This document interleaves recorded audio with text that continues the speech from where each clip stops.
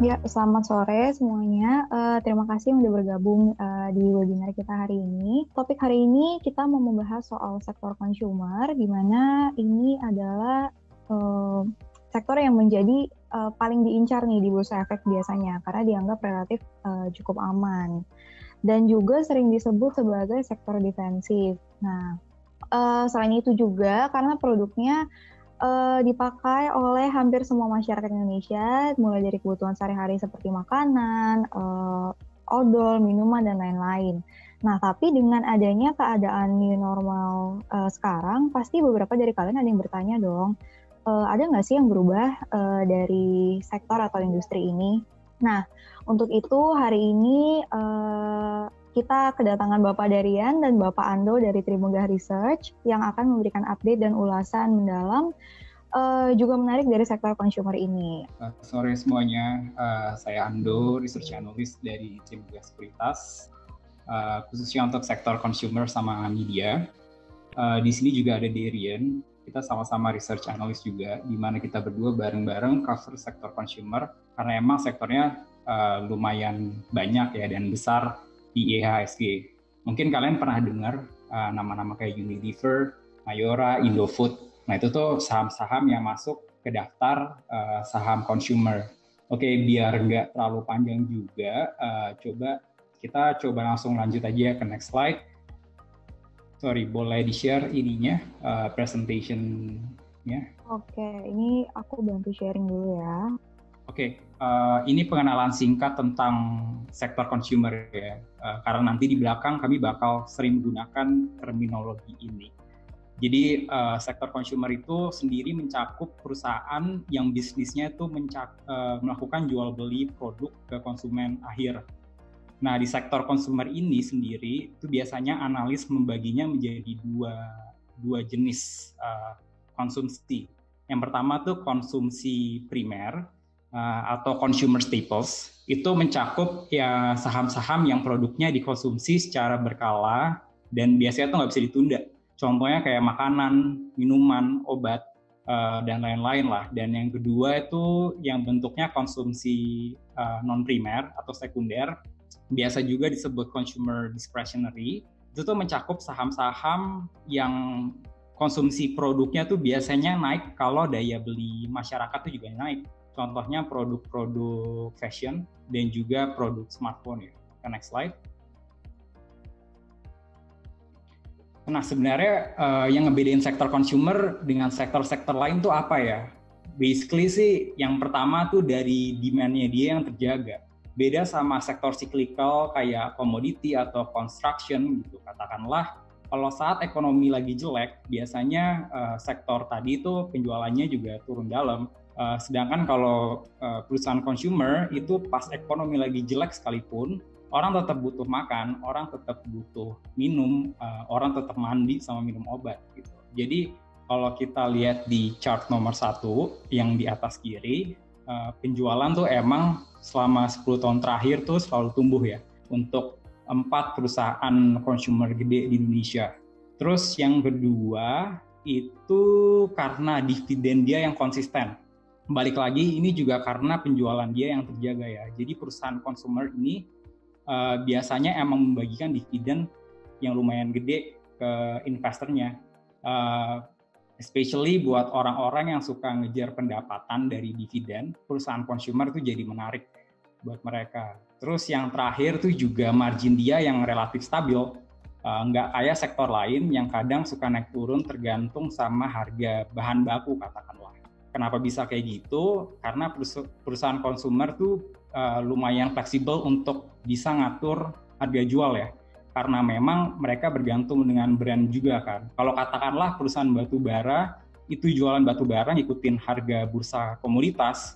Kalau produk konsumer itu enggak. Contohnya Indomie bisa jualan per bungkusnya tuh 2.500. Padahal ada produk lain kayak mie sedap tuh jualan di 2.000. Tapi tetap orang beli. Makanya kayak perusahaan seperti Indofood dan Unilever itu marginnya cukup stabil karena dia bisa langsung mentransfer kenaikan harga bahan baku katakanlah ke konsumen akhirnya dia. Dan karena faktor-faktor tadi, consumer tuh jadi lumayan tahan banting kalau kita lihat dan dia lumayan tahan banting kalau di kondisi ekonomi yang labil kayak sekarang. Makanya pas awal kemarin pandemi IHSG turun, saham-saham yang pertama recover tuh justru saham-saham consumer yang bikin sektor ini sering disebut orang sebagai sektor defensif. Next slide. Kalau tadi kita udah diskusi kenapa beli saham consumer, sekarang kita coba bahas sebenarnya apa aja yang bisa dianalisa dari saham-saham consumer itu. Yang pertama tuh kita ngelihat gimana daya beli masyarakat. Pastinya kan saham consumer itu bakal makin oke kalau pendapatan orang tuh juga meningkat gitu. Apalagi kalau melebihi inflasi yang ada di Indonesia. Contohnya di chart nomor 1 itu yang di kiri atas, kita lihat selama beberapa tahun ke belakang, UMR tuh naiknya masih lumayan signifikan ya, bahkan jauh melebihi inflasi nasional. Jadi sebenarnya secara nggak langsung kita bisa simpulin kalau kemampuan beli masyarakat itu juga meningkat. Nah, terus yang kedua, yang di kanan, kita juga bisa lihat salah satu hal yang bisa dianalisa itu juga dari harga bahan baku dan juga nilai tukar rupiah. Kayak banyak bahan baku dari produksi produk-produk konsumen itu fluktuatif. Kayak contohnya sawit, susu, gula, yang bisa dilihat di chart yang nomor 2 atas itu, yang kanan atas. Makanya penting untuk dipantau sih. Dan bahan-bahan apa aja yang mempengaruhi saham itu ada di chart bawahnya ya. Kayak misalkan Indofood itu pastinya banyak butuh tepung untuk bikin minyak. Terus juga butuh minyak kelapa sawit untuk menggoreng. Terus Mayora tuh butuh gula dan kopi. Dan lain-lainnya bisa dilihat di situ. Oke, next slide. Oke. Pandu, kalau misalnya saya boleh potong sebentar nih, untuk data-data seperti bahan baku yang tadi disebutkan, itu kita sebenarnya bisa cek di mana sih? Misalnya ada dari investor yang pengen tahu nih, kira-kira pergerakan harganya kayak gimana? Kalau kayak data bahan baku, maksudnya harga bahan baku itu sebenarnya bisa dicari di ini ya, di katakanlah website investing.com, atau misalkan spesifik buat nyari harga sawit itu kayak ada di websitenya organisasi sawitnya Malaysia gitu katakanlah. Jadi sebenarnya tergantung per itemnya apa yang dicari sih, tapi biasanya tinggal di Google aja ya, katakanlah mau nyari harga sawit ya CPO price gitu katakanlah, cari di Google search. Mau nyari harga tepung tuh wheat price gitu, cari aja. Oke, jadi kita bisa track sendiri ya. Oke, yes. Bisa dilanjut aja. Oke, nah terus poin yang ketiga ini yang perlu dianalisa juga tuh dari marketing, R&D produk, dan kompetisi dari tiap produk itu sendiri juga. Yang pasti perusahaan yang bagus tuh harus bisa ngikutin perkembangan zaman ya, supaya bisa perform lebih baik lagi. Salah satunya tuh gimana cara track ini tuh salah satunya ngelihat pengeluaran iklan dan promosi dari perusahaan, itu yang pertama. Terus yang lebih penting juga itu kita juga mungkin bisa ngelihat sebenarnya suatu perusahaan tuh bikin inovasi apa sih di tahun itu katakanlah. Contohnya nih Indomie pas tahun lalu kalau nggak salah mereka bikin varian hype abis untuk Indo produk instannya ya, yang lumayan viral di sosial media gitu. Terus juga ada Sido muncul, dia bikin tolak angin tapi versi soft capsule-nya. Jadi ini bisa buat target orang-orang yang sebenarnya nggak suka rasa tolak angin tapi mau khasiatnya. Nah, inovasi-inovasi yang kayak gini yang penting buat perusahaan consumer dan kita pantau gitu. Oke, terus poin yang keempat atau yang terakhir, tentunya kita juga mesti ngelihat gimana ada perubahan perilaku di masyarakat. Nah, contohnya di sini tuh kita ambil data dari BPS ya, Badan Pusat Statistik, di mana si BPS ini ngukur kemana-mana aja sih sebenarnya orang berbelanja dalam sebulan gitu. Kita bisa lihat tuh tahun lalu ada sedikit pergeseran pengeluaran orang. Contohnya pas 2019 porsi belanja makanan masyarakat itu turun, digantikan untuk membeli pakaian, untuk membeli rokok sama juga untuk membayar BPJS gitu katakanlah. Ke next slide.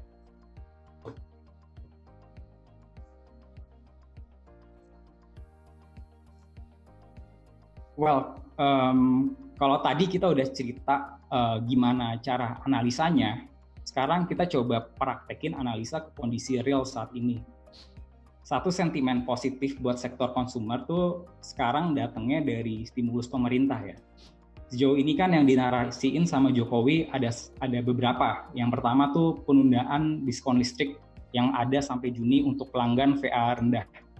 Tapi kayaknya sampai Juli ini juga belum dinaikin sih. Terus juga ada juga penundaan kenaikan tarif dan diskon untuk BPJS kelas 3. Ini lumayan bisa meningkatkan daya beli masyarakat.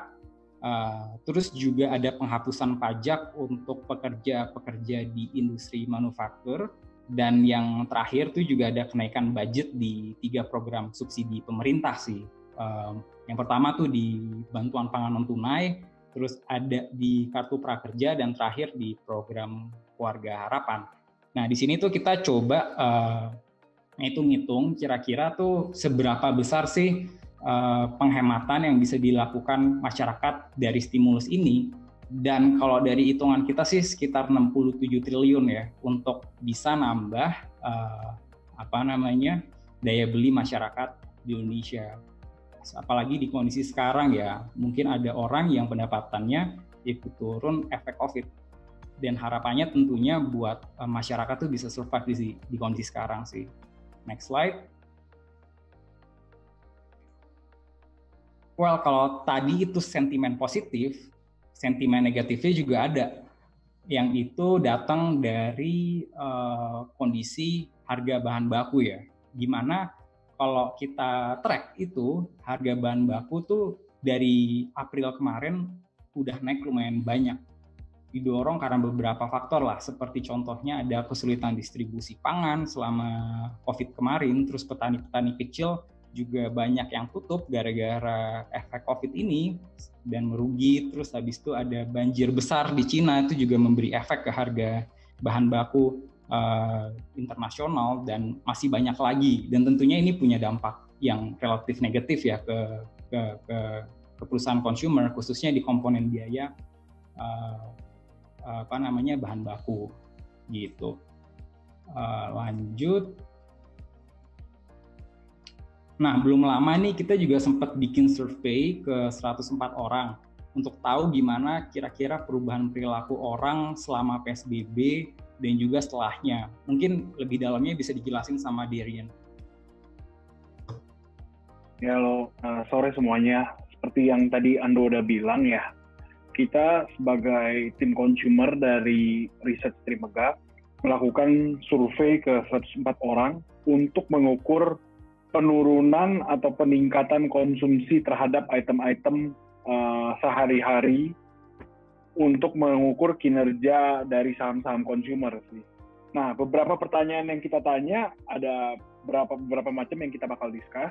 Tapi salah satu pertanyaan yang kita tanya adalah, kira-kira responden kita kapan nih mulai berani untuk keluar dari rumahnya dan mulai jalan-jalan ke mall. Kalau rekan-rekan bisa lihat di kiri atas, ternyata kebanyakan hampir 40% tuh udah mulai kembali ya, jalan-jalan ke mall, dan 40% juga mulai visit mall di antara mungkin ranah waktunya dari Juli sampai September. Malah kalau kita lihat, hanya cuma 20% sih yang masih lumayan berhati-hati untuk jalan-jalan ke shopping mall ya. Nah, setelah itu kita juga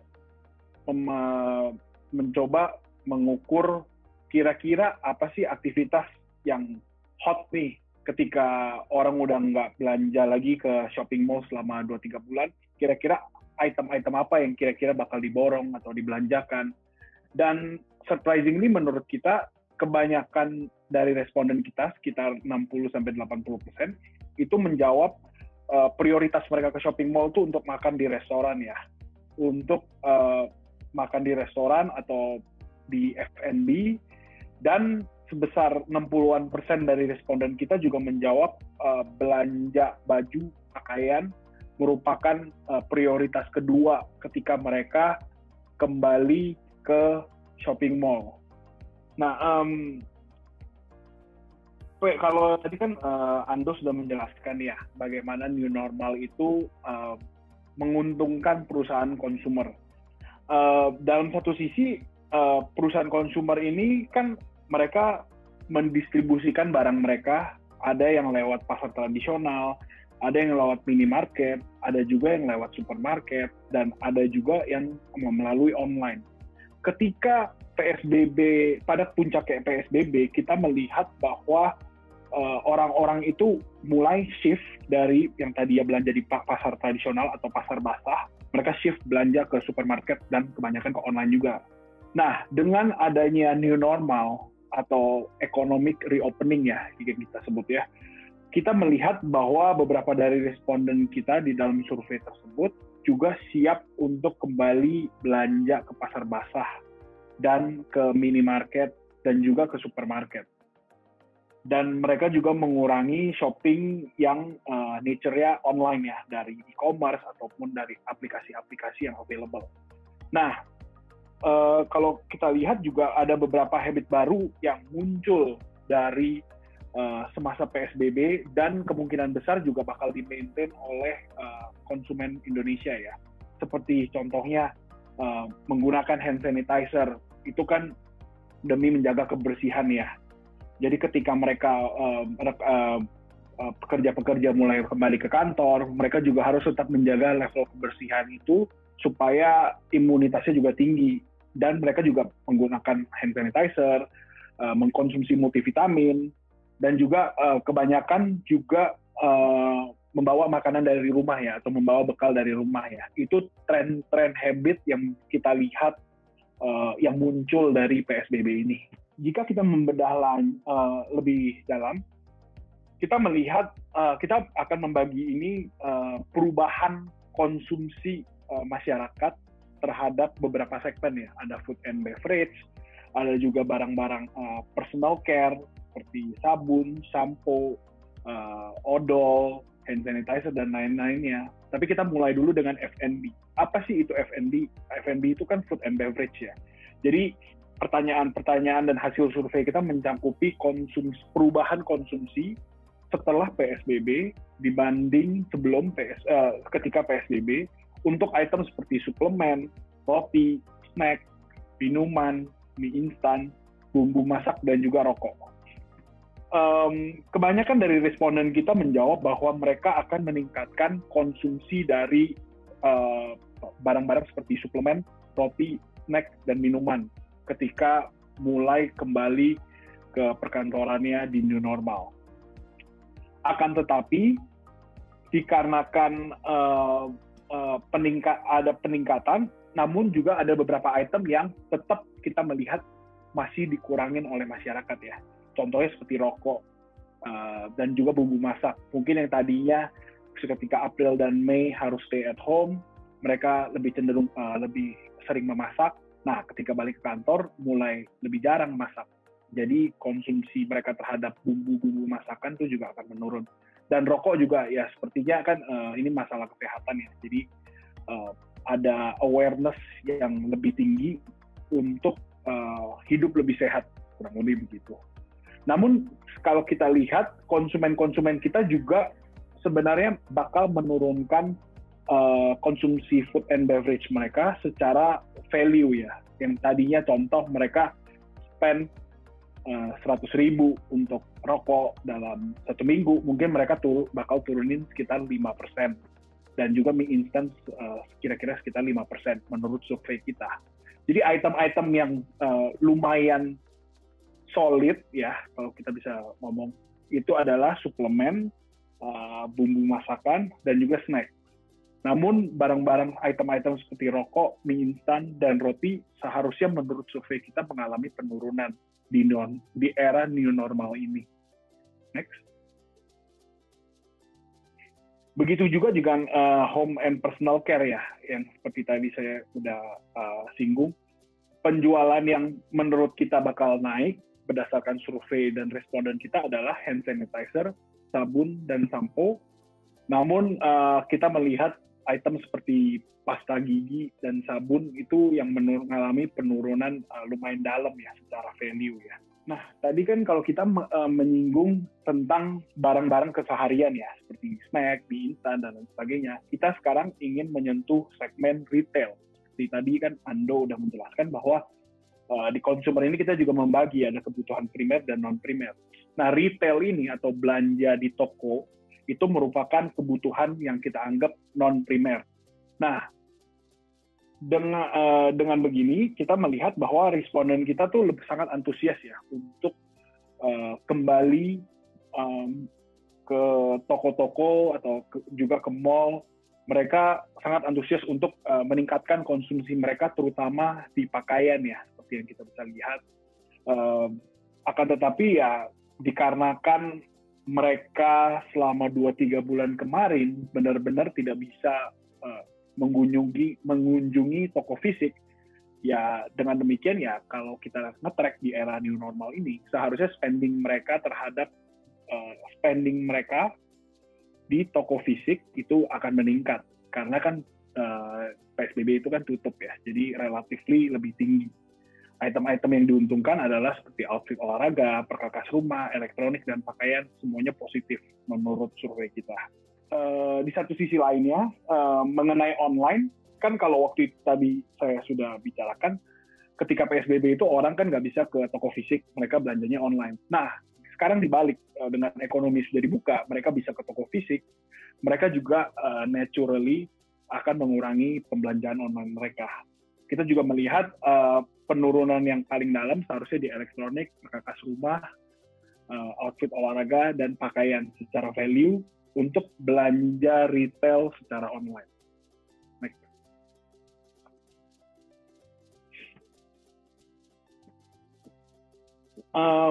Ya, ini. Jadi kalau kita melihat, kan tadi kan survei kita tuh mencangkupi tren dari beberapa segmen di dalam sektor consumer kan. Namun kalau kita membedah ini per company, kurang lebih untuk Unilever hasilnya begini. Kita melihat bahwa Unilever itu kan menjual produk yang sangat banyak ya, mulai dari hand sanitizer, mereka juga menjual peralatan rumah seperti disinfektan, mereka juga menjual sabun badan, sabun cuci piring, bumbu masak, pasta gigi, dan skincare, item-item hair care itu kan sangat beraneka macam ya, even kecap manis pun juga mereka jual. Kalau kita melihat secara Unilever, bagian dari bisnis mereka yang diuntungkan adalah seperti hand sanitizer dan juga home cleaning. Nah, namun setelah PSBB kita melihat bahwa karena kuartal pertama mereka kinerjanya sangat luar biasa, karena kan terjadi fenomena itu ya, panic buying ya dari konsumen-konsumen Indonesia ya. Mereka membeli instant noodle, bumbu masak, hand sanitizer. Jadi kinerja kuartal pertama mereka kan sudah luar biasa. Kalau kita melihat kinerja ke second quarter atau kuartal kedua, seharusnya mereka mengalami slowing down, kurang lebih begitu. Nah, namun sisi bisnis yang mencakupi hand sanitizer dan home cleaning itu bisa lebih solid ya dibanding yang lain yang turunnya relatif lebih dalam seperti skincare, pasta gigi, dan bumbu masak. Next. Oke. Pak Darren mau nanya sebentar nih. Kalau kita lihat kan dari Unilever ini hand sanitizer itu menjadi satu-satunya produk yang demand-nya masih bertahan ya setelah PSBB. Kalau untuk hand sanitizer sendiri itu penjualannya berapa persen sih Pak besarnya dari Unilever? I think kalau Unilever itu penjualan, kalau kita ngelihat penjualan per produk mereka itu sangat kecil ya, karena kan produknya itu ratusan, bahkan varian mereka untuk satu produk aja bisa mungkin ada yang lebih dari 5, ada yang lebih dari 10. Itu jadi kontribusi mereka kecil, tapi kalau ditambah secara luas itu lumayan besar ya. Kalau kita melihat segmen home dan personal care mereka itu sekitar hampir 60% dari omset ya. Home and personal care ini mencakupi ya seperti disinfektan kan kayak Wipol, seperti Sunlight, seperti personal care itu seperti Dove, seperti Pepsodent itu juga termasuk. Nah, dan brand-brand kecil ini kan yang membuat segmen home personal care mereka tuh kontribusinya tuh sekitar hampir 60% dari total pendapatan mereka ya. Jadi hand sanitizer merupakan komponen kecil dari itulah kurang lebih. Mungkin bisa 5%, 6%. Kita nggak tahu detail ya. Cuman secara luas mereka juga besar kalau digabung dengan brand-brand personal care lainnya. Oke, kalau gitu. Oke, bisa dilanjut aja.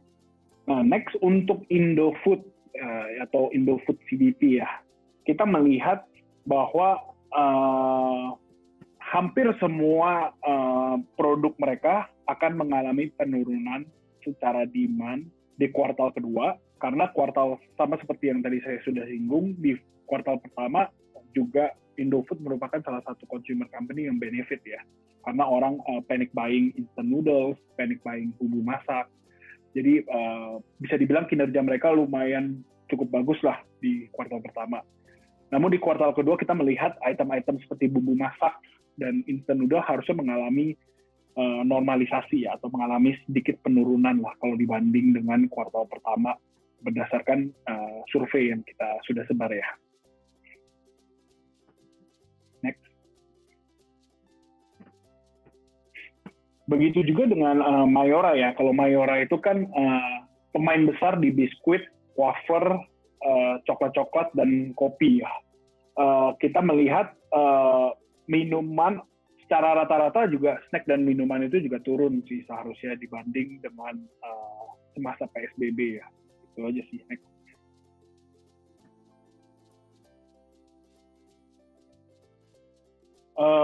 Ya ini kita juga mencoba melihat impact terhadap penurunan konsumsi di kuartal kedua untuk consumer company lainnya seperti Sampurna, seperti Kino Indonesia, seperti Ultra Jaya, seperti Kalbe Pharma. Ya bisa dilihat bahwa penurunan paling dalam itu di produk rokok ya, atau barang-barang jualan HM Sampurna. Namun kalau kita melihat consumer company lainnya seperti Kalbe Pharma yang pemain besar di suplemen, dan juga pemain besar di minum-minuman seperti Kino dan Ultra Jaya, itu relatif lebih solid, although memang juga mengalami penurunan seharusnya di kuartal kedua itu. Next. Begitu pula juga dengan retail ya. Kalau tadi rekan-rekan investor sempat mendengar bahwa pakaian itu kan merupakan salah satu item yang diincar nih ketika mereka kembali ke mall kan. Dengan begitu kita bisa melihat tuh dari chart yang ditampilkan bahwa responden kita sangat antusias untuk kembali untuk belanja pakaian dan juga perkakas rumah ya. Untuk elektronik dan outfit olahraga kita melihat antusiasmenya tidak sebesar konsumsi terhadap pakaian dan juga perkakas rumah.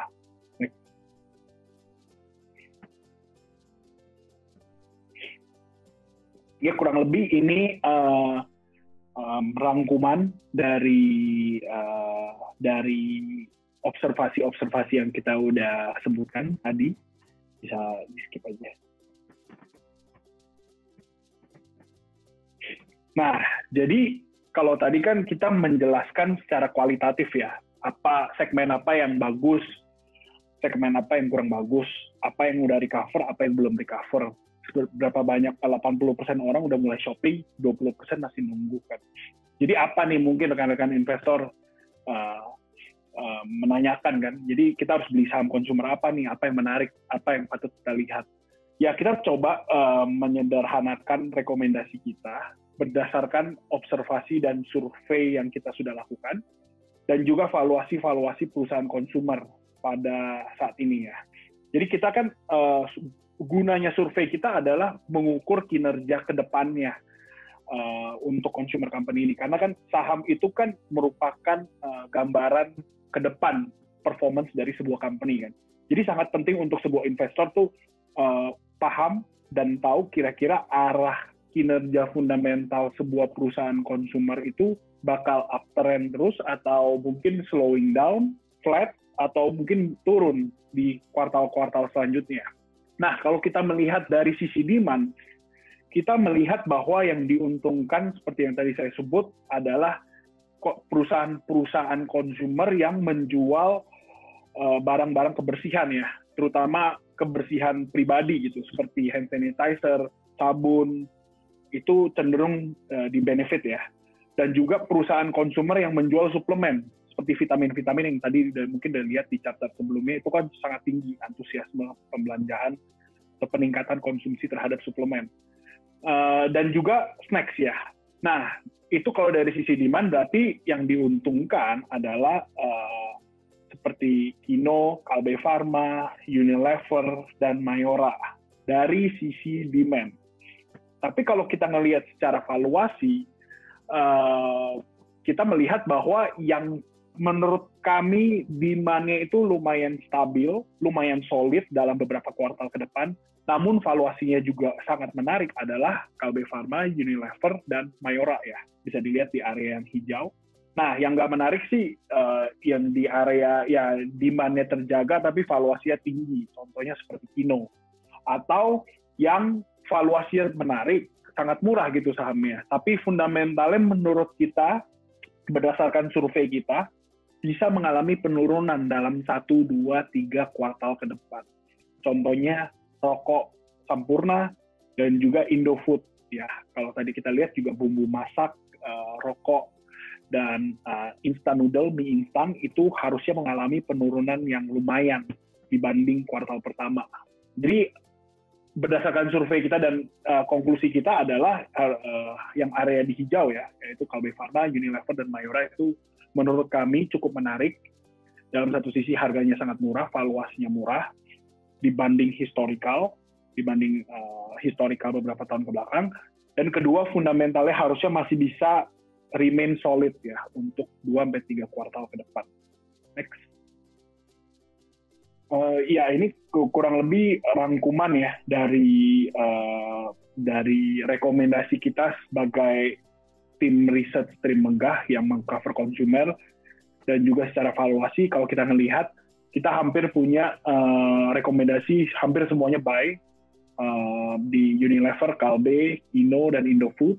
Dan sell-nya kita ada di rokok, kita mempunyai rekomendasi sell untuk Gudang Garam dan Sampurna. Namun untuk dari retailnya kita mempunyai rekomendasi semuanya buy di Pizza Era, MAP Aktif, dan MAPI, Mitra Adi Perkasa, dan sell kita di Ace Hardware ya.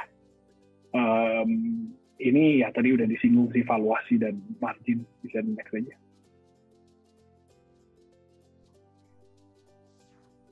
Nah, mungkin teman-teman menyadari ya bahwa minggu lalu tuh kan saham-saham farmasi itu lumayan hot ya, dikarenakan berita bahwa beberapa perusahaan farmasi termasuk yang BUMN akan mendistribusikan vaksin COVID sewaktu nanti vaksinnya ready ya. Mungkin nanti rekan saya Ando bisa menganalisa lebih dalam kira-kira gimana nih impact-nya terhadap perusahaan farmasi-farmasi tersebut. Gitu. Oke, thank you, Der.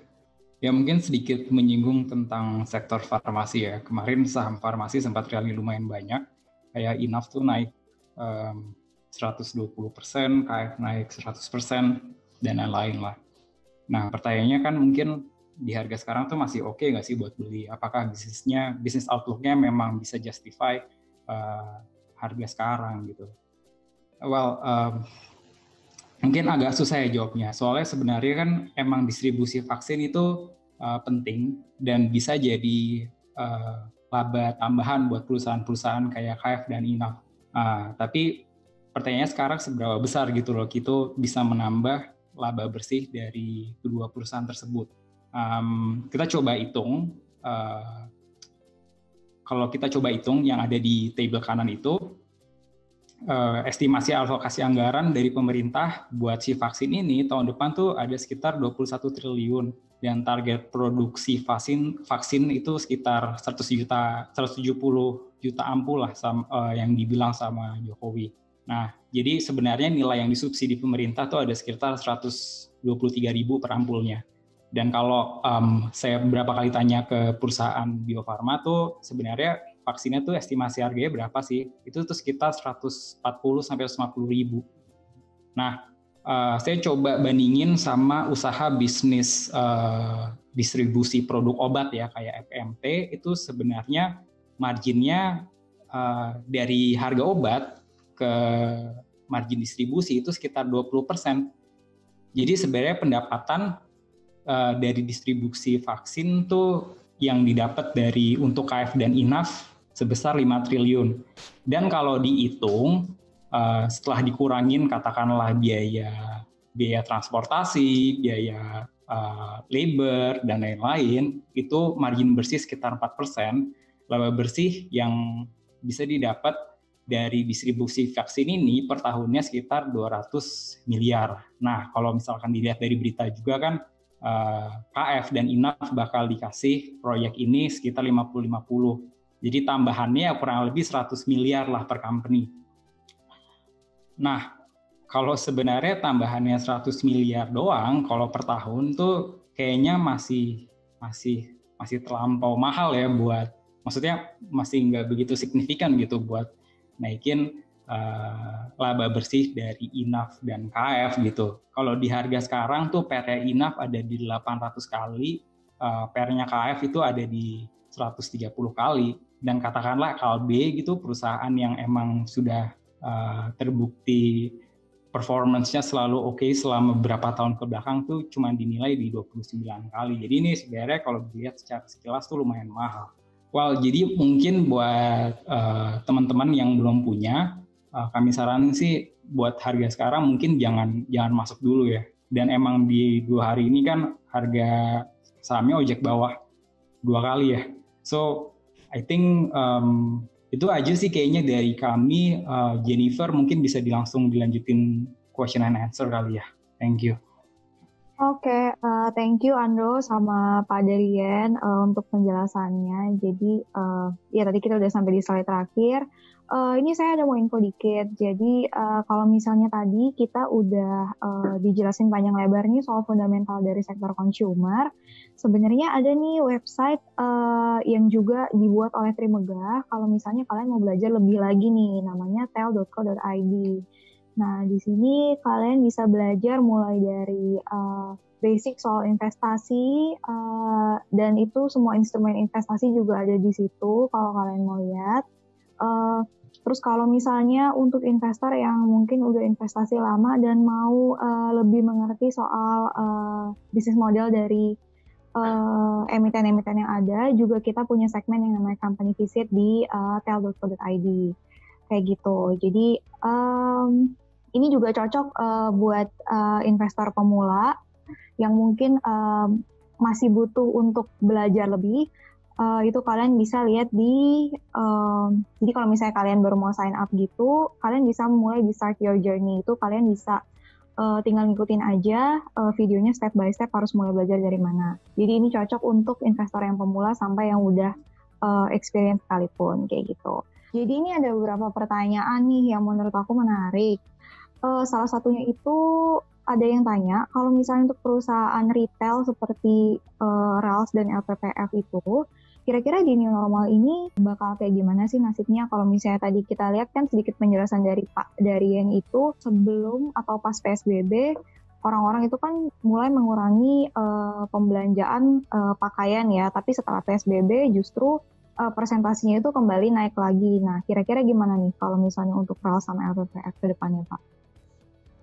Ya kalau untuk Ralphs dan LPPF sih kita cenderung lebih negatif ya terhadap Ralphs dan LPPF karena menurut kita krisis ekonomi yang dialami oleh masyarakat dari corona ini dan dipicu oleh lockdown, PHK massal dan lain sebagainya itu bakal hit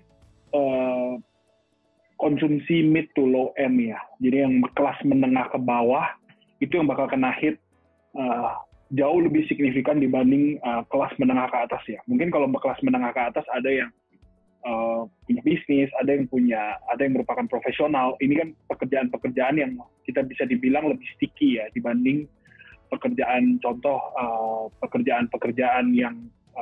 yang mid to low end lah. Dengan begitu kita melihat bahwa sehabis recovery atau sekarang kan mungkin kita sedang pelan-pelan lumayan mulai recover lah ya dari krisis ekonomi ini ya.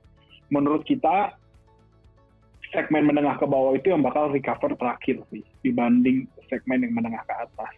Itu yang pertama. Yang kedua kita melihat bahwa kalau Lebaran dan LPPF dan Ramayana ya itu sangat Lebaran dependent. Hampir 70% dan 80% laba mereka itu didapat di kuartal yang ada Lebaran gitu loh. Dan yang seperti kita tahu kan kemarin Lebaran itu merupakan puncak dari lockdown ya, di mana semua toko kalau untuk Matahari itu menutup semua tokonya. Jadi di kuartal terpenting mereka tidak ada toko yang buka, hampir tidak ada toko yang buka. Dan jika ada pun beberapa toko yang buka, kita melihat daya beli masyarakat tuh sangat ke-impact kan dari PHK dan krisis ekonomi yang dialami ketika dalam masa COVID ini kan. Jadi kita melihat secara profitabilitas, secara pendapatan, itu mereka bakal kena hit dan harus nunggu momentum lagi, mungkin tahun depan. Nah, tapi tahun depan ya kita kan nggak tahu ya ini recover corona ini mungkin ada second wave atau mungkin ada lockdown kedua, kita kan masih belum pasti. Namun yang pasti adalah mereka harus nunggu momentum tepat buat kembali ke mereka dalam tahun depan. Itu alasan kedua. Alasan ketiga kita masih lumayan negatif terhadap LPPF dan Ramayana, kita melihat bahwa mereka berdua itu punya inisiatif untuk ekspansi ke online, namun kurang impactful ya. Kalau kita melihat justru semasa PSBB ketika hampir semua toko ditutup, membership Matahari di online website mereka itu tidak meningkat malah ketika hampir semua tokonya tutup gitu. Jadi kita melihat bahwa penjualan mereka melalui online juga agak kurang kalau dibanding dengan belanja-belanja baju yang mungkin harganya mirip-mirip di Tokopedia atau di Shopee. Mungkin itu jauh lebih kompetitif ya menurut kita ya. Jadi dari 3 alasan itu sih kita melihat dari satu segmen menengah ke bawah tuh yang impact-nya paling dalam ya. Kedua, Lebaran itu sudah basically hilang, mesti tunggu tahun depan lagi buat momentum. Ketiga, dari sisi segmen online kita melihat bahwa mereka tuh ya kurang lebih nggak strateginya tuh kurang gitulah menurut kita. Jadi kita masih agak lumayan negatif ya terhadap dua saham yang tadi disebut. Oke. Berarti justru kalau misalnya online, karena mereka targetnya juga yang lebih ke menengah ke bawah, mereka lebih milih untuk ke platform online lain seperti kayak Shopee dan Tokopedia tadi itu ya? Ya, dan kalaupun mereka coba menjual, kita melihat bahwa mereka juga nggak bisa contribute banyak juga terhadap total pendapatan mereka. Jadi kita melihat bahwa, maksudnya kan Matahari ini kan mempunyai website sendiri, coba jualan sendiri, ada juga nitip di Tokopedia untuk jual di official store mereka kan. Cuman kontribusi dari itu terhadap Matahari itu mungkin less than 5% dari total pendapatan. Jadi kita melihat bahwa di puncaknya ketika semua orang itu belanja online, mereka tuh cuman juga nggak bisa mengambil opportunity itu untuk mengembangkan online-nya gitu loh.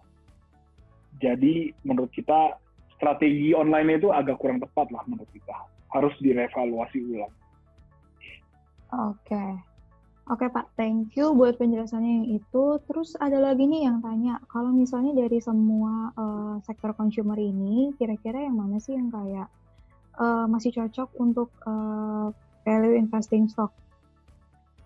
Value investing stock ya, menurut kita sih saham-saham seperti ICBP, Indofood, CBP menurut kita juga cocok buat investor yang hold-nya jangka panjang. Saham-saham seperti Pizza Hut itu juga cocok untuk Pizza Hut ya, atau Sari Melati Kencana ya, PZT. Nah, itu juga cocok buat investor jangka panjang. Saham seperti MAP Aktif juga menurut kita juga cocok untuk investor jangka panjang.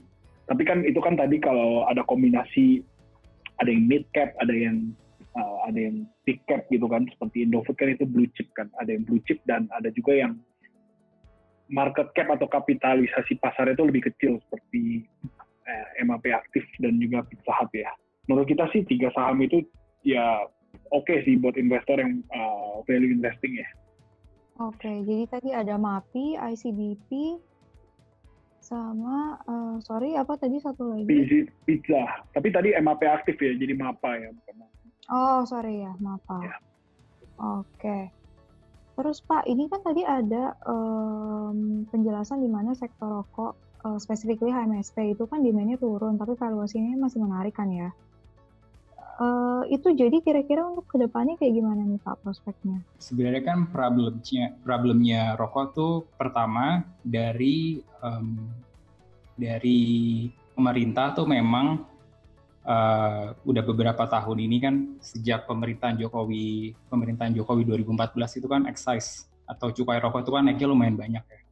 Dari yang sebelumnya cuma naik sekitar 6-8%, sekarang tuh naiknya bisa sekitar di awal-awal tuh naik sekitar pas 2014 awal tuh naik 11%, 12%, bahkan tahun ini naik sekitar 23% gitu loh buat harga buat cukai per batangnya. Dengan kondisi sekarang juga di mana memang pemerintah tuh juga emang lagi butuh duit gitu loh, dan salah satu sumber pendanaan yang bisa didapetin pemerintah tuh yang memang dari rokok. Ya kita sih ngelihatnya ada chance buat kedepannya tuh cukai bisa naik lebih tinggi lagi gitu loh. Bahkan dari setelah sekarang tuh udah naik lumayan tinggi ya, tahun ini udah naik lumayan tinggi. Dan kita bisa lihat juga kan, maksudnya harga cukai naik 23%, harga rokok naik belum sampai setinggi itu juga, itu demand rokok juga turun lumayan banyak. Kayak HMSP aja tuh di second Q tuh turun sekitar 28% volumenya, profitnya turun sekitar 55%, industri itu turun sekitar 22% di second Q gitu. Jadi apa ya, maksudnya di kondisi sekarang sih masih banyak banget resiko-resiko yang ada buat sektor rokok kalau misalkan mau megang saham-saham kayak HMSP sama Gudang Garam gitu. Jadi apa ya, maksudnya kalau sekarang sih kita masih rekomen buat lepas dulu ya Gudang Garam sama HMSP sampai ada clarity sebenarnya gimana sih pemerintah punya view buat sektor rokok itu sendiri. So far untuk pertanyaannya udah terjawab semua sih. Mungkin kalau misalnya dari Bapak atau Ibu masih ada yang mau tanya, bisa langsung diketik aja di kolom Q&A. Dari Pak Ando sama Pak Darren, ada lagi yang mau disampaikan nggak untuk para dua kata untuk sektor consumer ini? I think itu sih semuanya dari gue juga udah gue sampaikan semua. Kayaknya udah nggak ada pertanyaan lagi, jadi mungkin kita tutup aja diskusinya. Thank you buat Pak Ando dan Pak Darren yang udah mau menjelaskan nih soal sektor consumer di hari ini, udah lengkap banget. Dan kebetulan pertanyaannya juga udah terjawab semua, jadi sampai jumpa lagi di webinar yang berikutnya, mungkin dengan topik yang juga menarik, topik lainnya. Ya kira-kira gitu aja sih. Terima kasih dan selamat sore. Okay, thank you.